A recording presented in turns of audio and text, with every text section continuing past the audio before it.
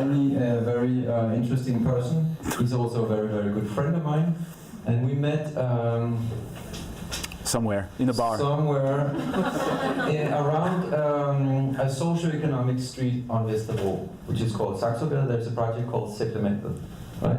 Yes. So I was taking the initiative for a repair cafe. It's on Saturday from 2 to 5. And if you have anything that's broken, don't throw it out. Don't buy anything new. Come with it to us and we can try and fix it. It's called Vesterbro Repair Cafe. Right? So the idea is to fix things, don't throw them out. And what happens if you do these kinds of projects? It attracts really, really interesting and like-minded people like Frédéric. And while we were having this project, Frédéric got involved and he took a very big responsibility, and we started talking, and he has some kind of idea which I think is crazy, it's never going to work, and but it seems to be pulling quite well off. So take it from here, Fred. Thank you. Du skal måske tælle, jeg bare holdt den der, sådan der. Den sådan der. Ja. Well, I don't have any notes and I don't have any slides, so, but thank you, Kasper, to inviting me.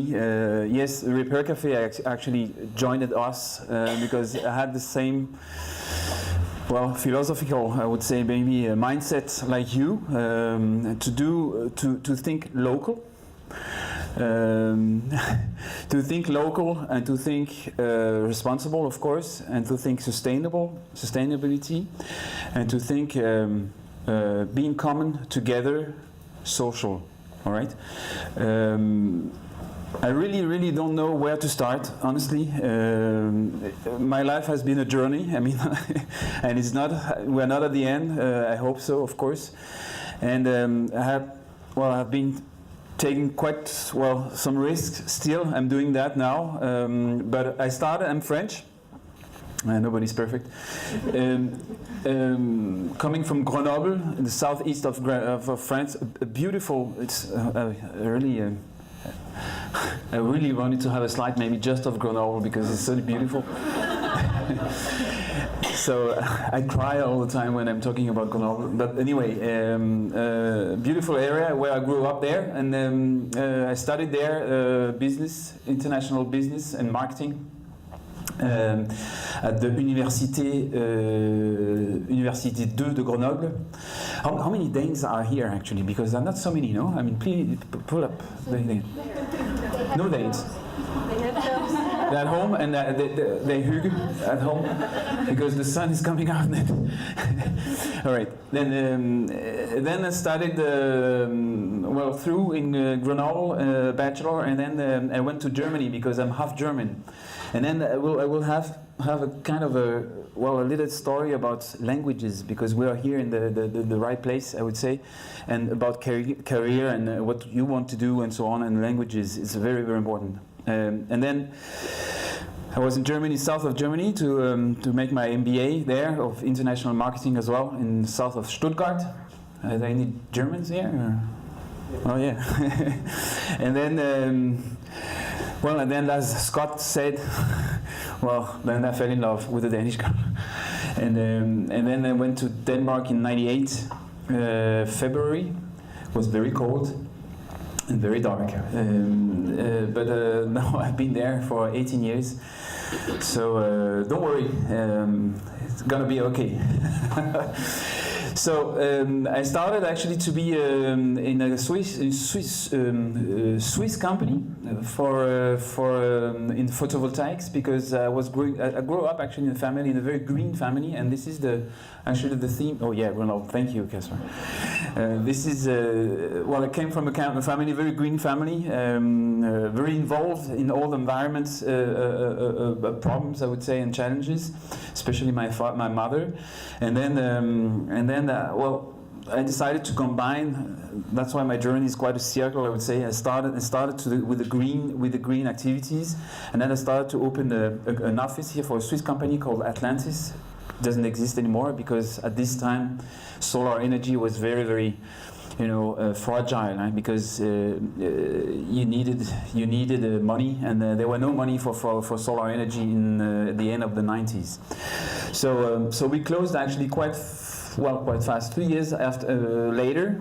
Not because of me, because globally, I mean, there were no incentives. So I changed to a company called VIP. I don't know if you know them. VIP. Those are the trash bins. You're talking about design before. You know them, maybe. VIP, VIPP. Trash bins cost in Danish crowns or dollar or euro, 400 euro the trash bin.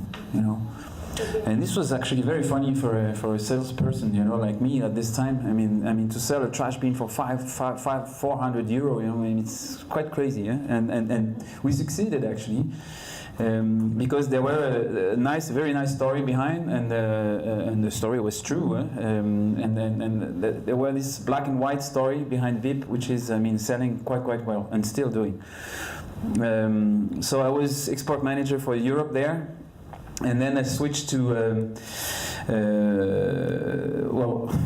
Europe was maybe, not big enough. And then I will explain why I came back. And then I decided to work with Africa, because Africa was really, fascinated by Africa, and I love Africa really. And I started to work at Mission Pharma, and this is generic pharmaceuticals. And then I started my African adventure, and started there to work for Mission Pharma, and were in charge of many countries, 5 to 6 countries. Went very often to Uganda, to other places also in Africa. Now I've been to 23 countries in Africa, so half of it I would say, because I stayed there 4 years, and continued to work with Harbour breweries. Harbour is the second biggest brewery. Everybody knows Carlsberg, but there are others as well. And the others is Harbour's as well. And Harbour's, they wanted to expand in Africa. So I talk French, and I talk English, and I talk Danish. So they decided to hire me. Thank you. And then I was in charge of Africa for Harbour at this time. So it lasted 3 years again, and then Arla Foods came to me, and they wanted to expand as well. In Africa very massively, and they've already been in Nigeria very strong there. So and they wanted to expand in the other part of Africa. So they called me and say, hey, you can hear me, you can talk French and English and Danish. So and you have the experience, and German, but German in Africa,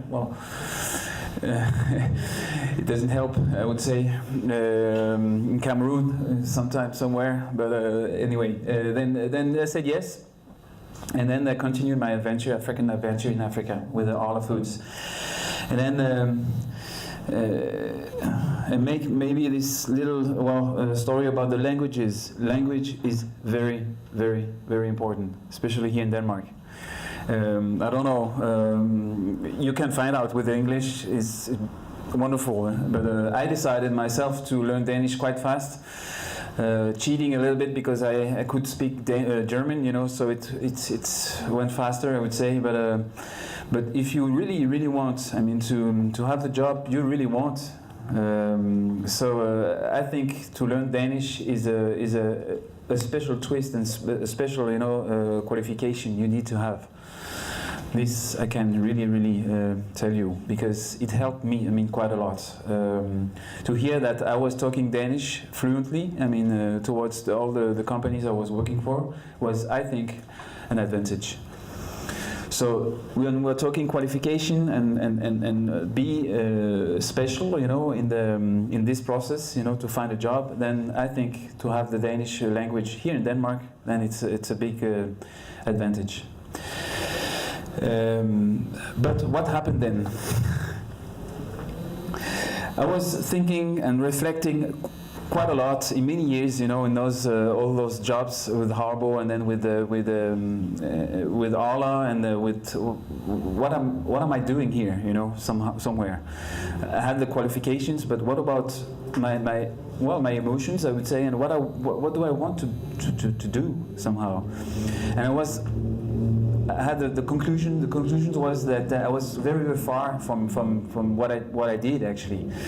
So I really wanted to come back to environment and to, well, kind of like Casper, maybe to change, you know, to change the paradigm somewhere, and to change, I mean, the course. So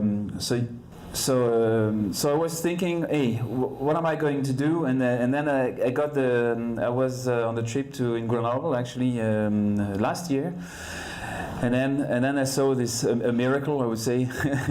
I saw a grocery store where everything was sold, I mean, on bulk, on special silos, you know, and fruits and vegetables was sold in bags and so on, where you can reuse that and so on.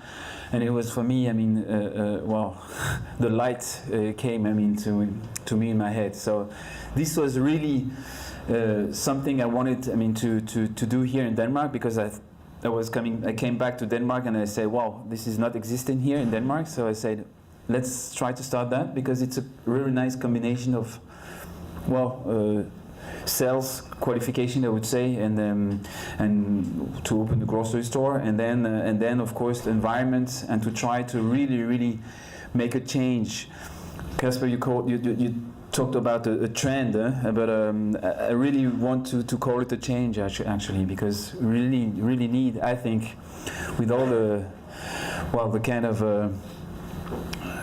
way of, you know, doing things, I would say, in the production and the industry and so on, and what's going on with the environment, I think we need a change, and a philosophical change in our heads, individually, but also in the way of buying and the way of behave as well. So this was the opportunity for me, really, I mean, to do something really operational, you know, and really to make a difference. But I'm not done with that, because we're in the process to build up the company, which is called Løs Market. Løs is called bulk, actually, is the word for bulk in Danish. And this is a grocery store which, well, where we are going to sell, I mean, the food without any packaging. So you can come with your own jar, you can come with your own packaging, and then you can fill in, you know, with in it, where you fill in with your own in your own jars or packaging, and we're going to offer, of course, some solutions, I mean, to fill in your food, of course. And then we're going to sell dry food. We're going to sell fruits and vegetables, and then liquids as well, wine and oil and vinegar and so on, and soap as well, liquid soap. We're going to open here in Vesterbro at Saxogel 77. I don't know if people are coming from Vesterbro. Anyway, working together with Settlement, which is a social organization which is integrating, I mean, the people who needs to come back to work, I would say. So we are very, very happy to combine the social dimension, I mean, to the project as well. So we hope to open here in August, 20th of August, hopefully, if everything is going well. So what is very, very important in this project for us is that the need is coming from the bottom, actually. I'm not very into Facebook and whatsoever, but when we started the project on Facebook, actually, then we were on 7,500 likes now, you know.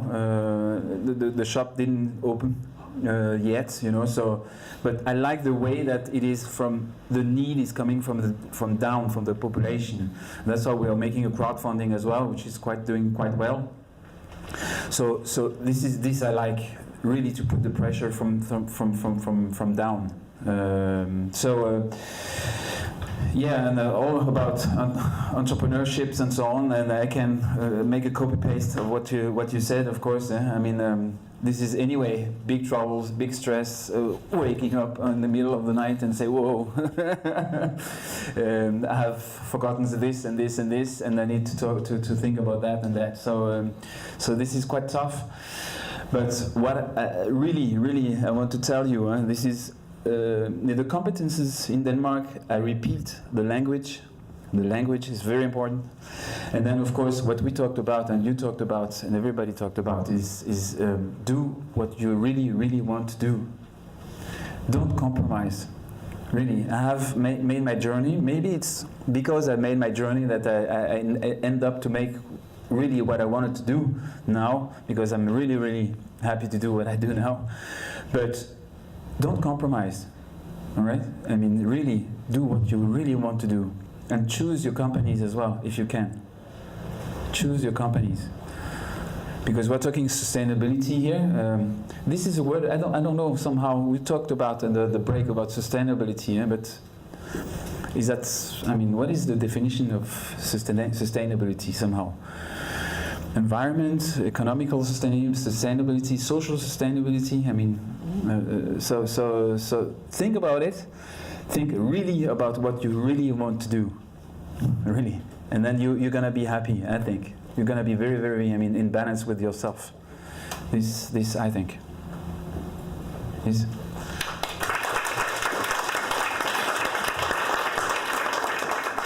Bare behold den der, fordi nu tager vi spørgsmål her. So thanks a lot, Frédéric. Yes, and I was also a very hidden hint at you to support the crowdfunding. More or less. Well, you could do that. I have already. Don't come out with all the flyer. Anyway, no time for joking. No time for questions. Yeah. Have you been thinking about maybe not just selling products like without emballage, but also like making food and selling it like they think they are emballage? No. Yeah. Yes, of course. No, we haven't thought about that. I mean, making food is not. We're not specialists in that one, and with the space we have there. This is quite a narrow space, I would say, but there is another space on the other side, which is, depending also on the social organization we are depending from. So there we can maybe on the Café Sonia, is it called? Maybe we can make some food over there with the food we have in the shop. So combine. By the cafe. Yeah, Café Sonia. Yes, exactly, where we have the repair cafe, Café Sonia. Then we can maybe combine and make some events, with the. I mean, the food is going to be 100% organic, minor detail. So making, some vegan food, non-vegan, kind of a festival, food fest, in the street. This we have thought about. Yes. Because I could imagine like having like product, like you make the food, and so. It's just that people can just like as it is this too good to go movement kind of. Yeah. So people can just go there and they can click on app and say, okay, I want a portion, and they get there with their jar or whatever, and they get a portion of food. Yeah, but we're going to work with them probably as we intend to work with Hoopla as well. I mean, now we need to make the change. We need to think together. Being together instead of competing, It's very easy to say, but I have this feeling that when you always combine things and you collaborate, with people, then you are very, very strong, honestly. So yeah, but we're not allowed in this shop to make food, So this is one thing, but of course we're gonna probably combine with Café Sonia at the turn. I guess that was your turn there. What about, because there's another shop, I think the festival, but I'm not sure, that's focused on selling food and general stuff that are close to expiration, if not expired, but you can still use it. Yeah. Your local? No, it's WeFood. Oh, WeFood is on Amar, Yeah, WeFood, we're going to work with them as well. Are you? No, maybe not. We are kind of trying to work with them as well. Yes, and of course this is a wonderful project as well. This for sure. Taking the overproduction, you know, and when you're close to the date, you know, then you can sell it. So this is a very nice project, which started very fast and very good. Now they are actually this is a demand. I mean, if you are on a non-job, they are looking for how do you call them? Volunteers. Actually, if you want, then it's a very nice project. Support them if you can. Camille, how are you working with them? Well, expand on that. We have 6 shops that we talk to, and basically we work. Yeah. So if you go to our webpage, foodpla.dk, FOOPLA.dk, you can see that we have 6 shops that we try to work with and develop new food trends with them. One of them, and it's actually the first one we've tried, is to convince them to discount the surplus food that they have. It's not expired, it's just that they go to buy melons at the beginning of the week, and maybe around Wednesday they already know they are not going to sell them, so they can discount them on our platform and you can buy them. That's how we work with food waste. But the thing is that there's a lot of fads in the society. Some people are paleo, some people are organic, maybe there's something around the corner. And my company is responsible for allowing people who have good ideas to come through to mass distribution. So that was pretty much it for us. Yeah, I think you were there. So what is your product? Milk or what is Yeah, well, platform? it's kind of complicated, but essentially It's an app. It's an app That's an app, okay. that connects. That's it. That's something to store. Okay.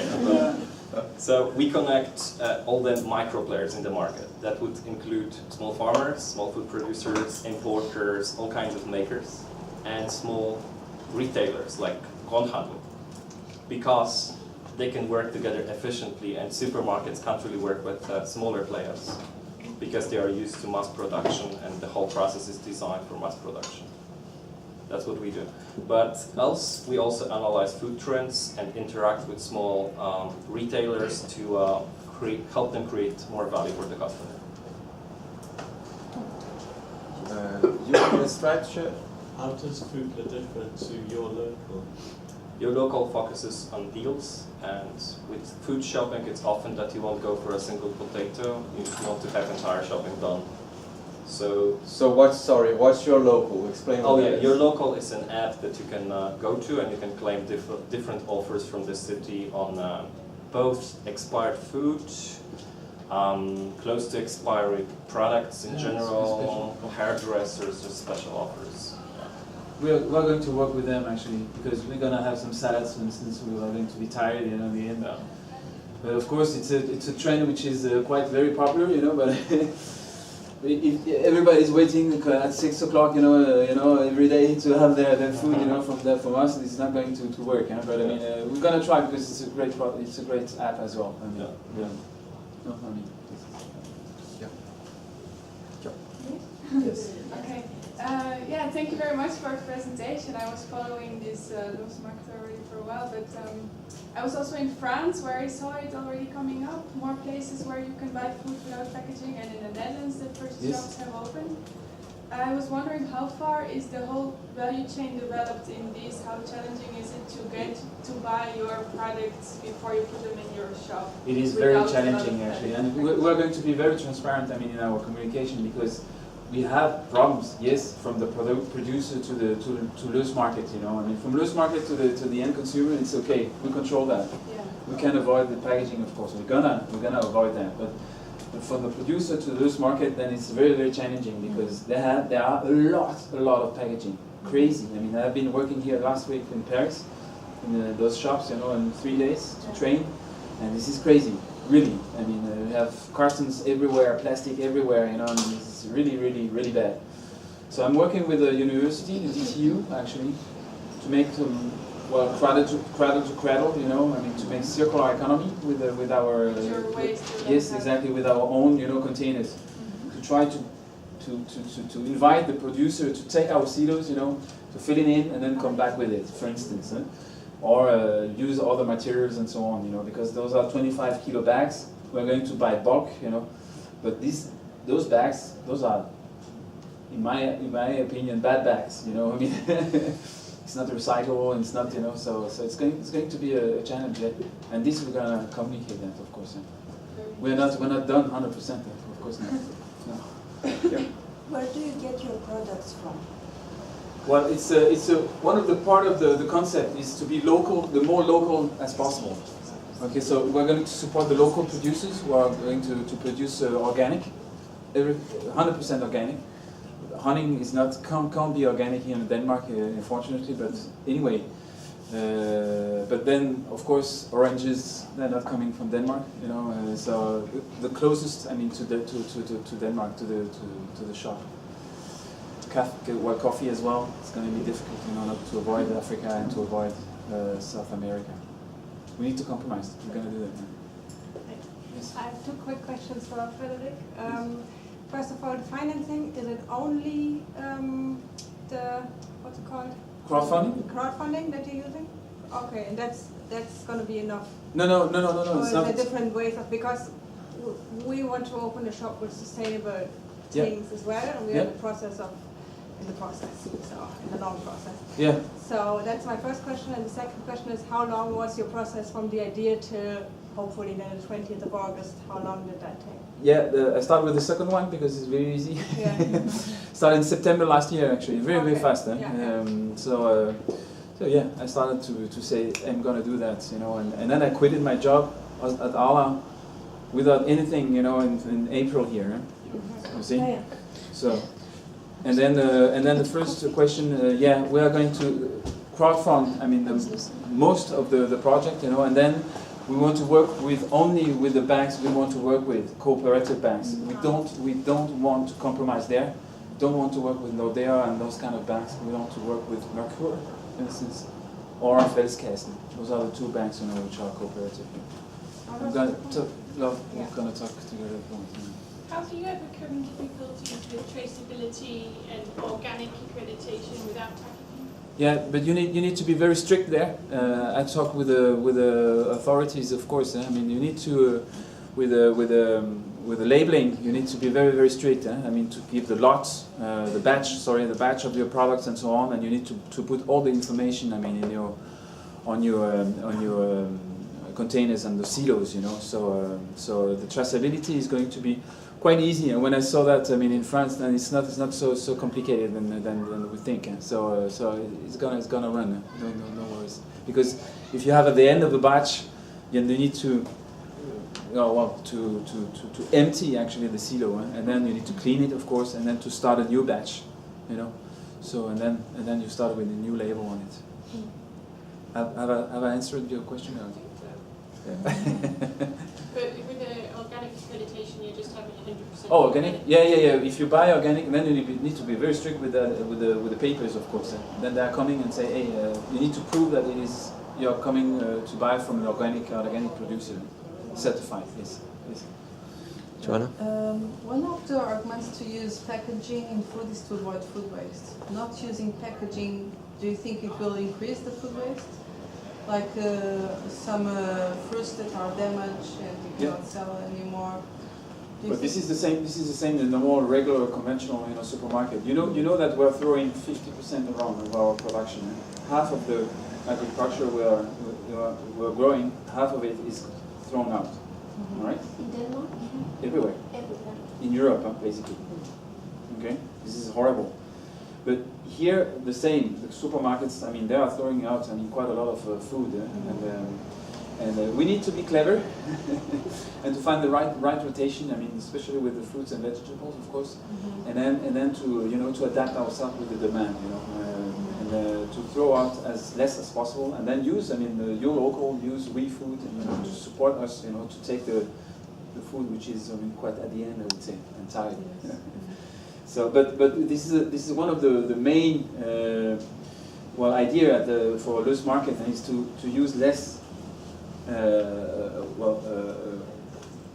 food, because you can buy pasta for 200 grams pasta or 150 gram pasta. You can buy food at loose market for 8 crowns, you know. So you optimize, I mean, your shopping. And just one more question about you're selling fresh food as well, Yes. fruits and No. vegetables. Oh yes, yes, yes. Yes. So are you thinking about selling as well, like the ugly fruit, the fruit that has? Yes. Oh yeah, we will. That's good. Okay. It's so beautiful. Those Yeah. ugly ones. Time? Yeah. So would it be cheaper?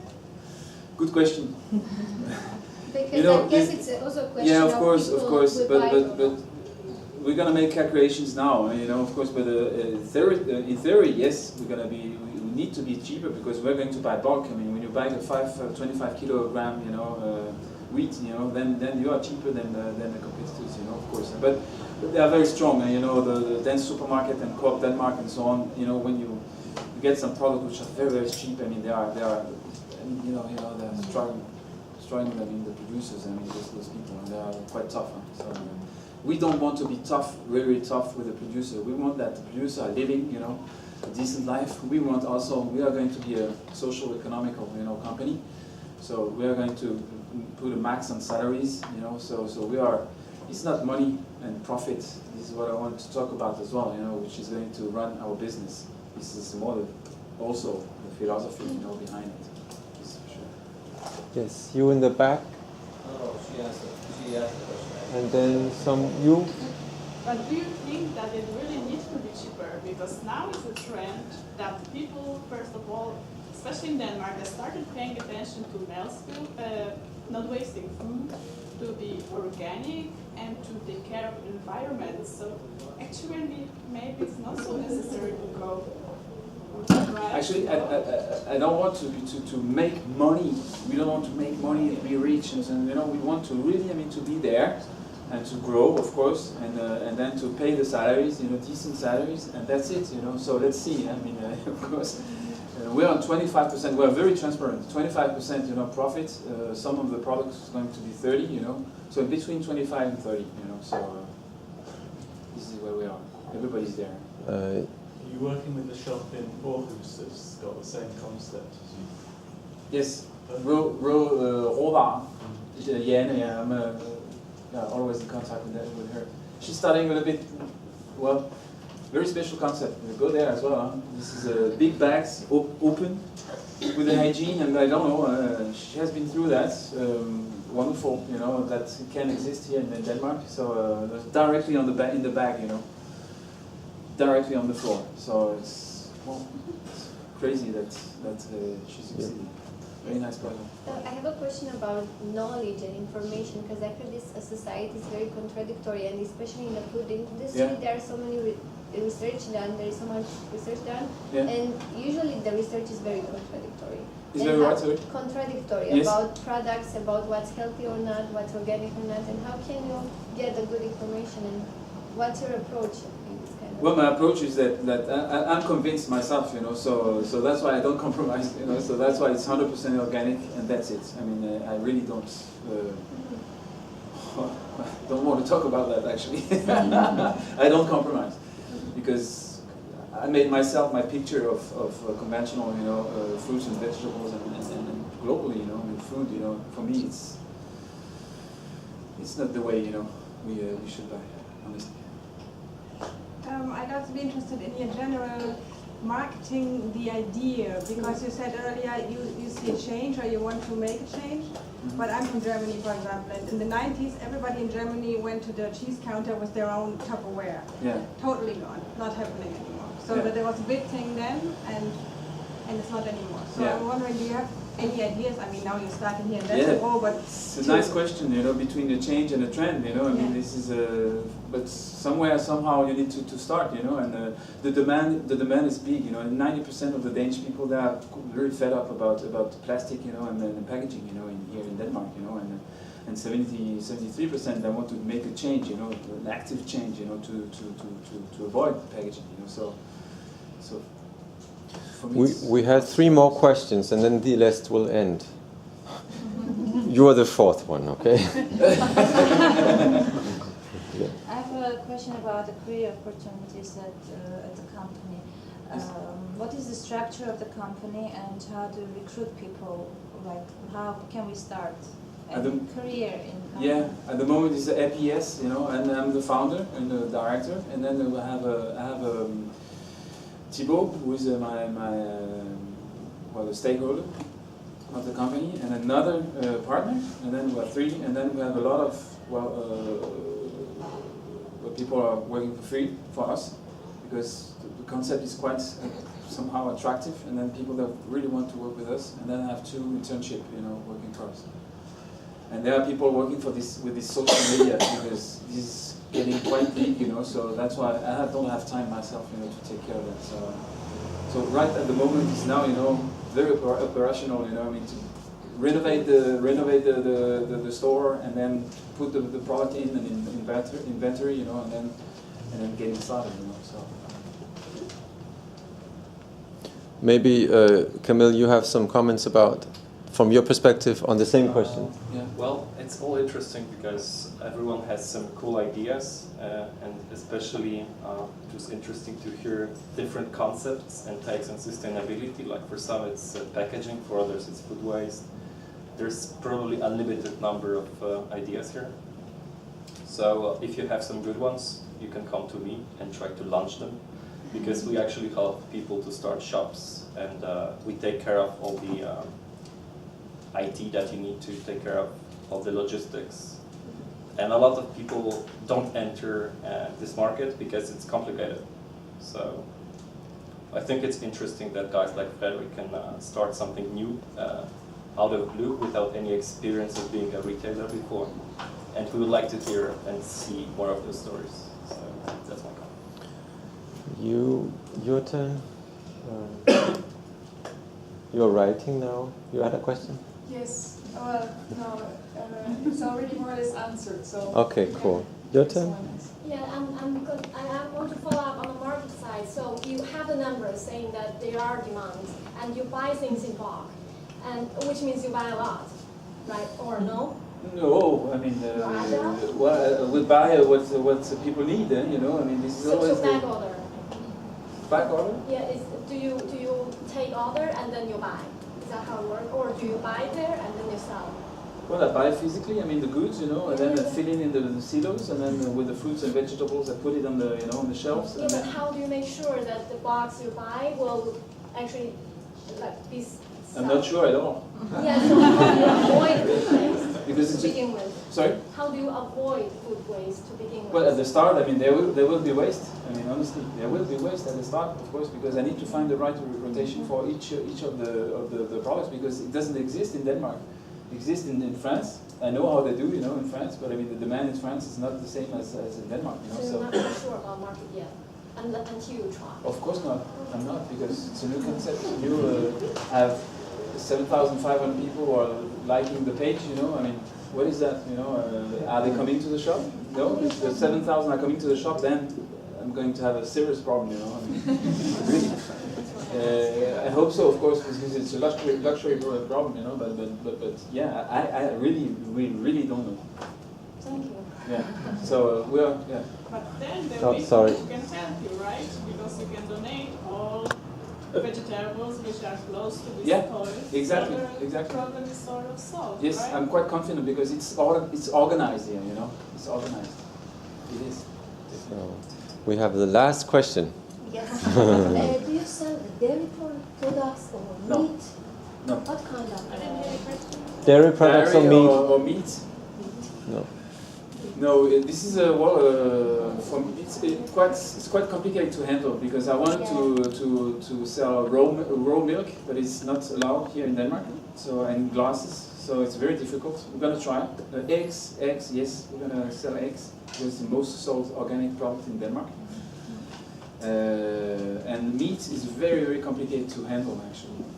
It's, you know, you need a fridge, you need everything. You know, you need infrastructure which is quite heavy for us. Because one of the most main idea behind packaging was to preserve foods. Yeah. So how do you deal with this aspect? To preserve food? Yes, from contamination, from being oxidized and so Yeah. on. Yes. How do you deal with this aspect? we're using our own system with the silos. Well, you can come on our website or on the Facebook. So this is a system which is working, in other places. We're gonna have some problems with the meat. How do you call it? The meats, the small insects. But they're everywhere actually. Yeah? They're in the wheat and so on. So we're gonna be very, very strict in this. I have one person who's working on hygiene matters, here for me. She's working 3 months now for hygiene rules.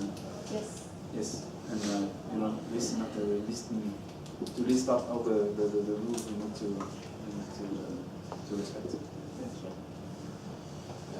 Well, that was it for now.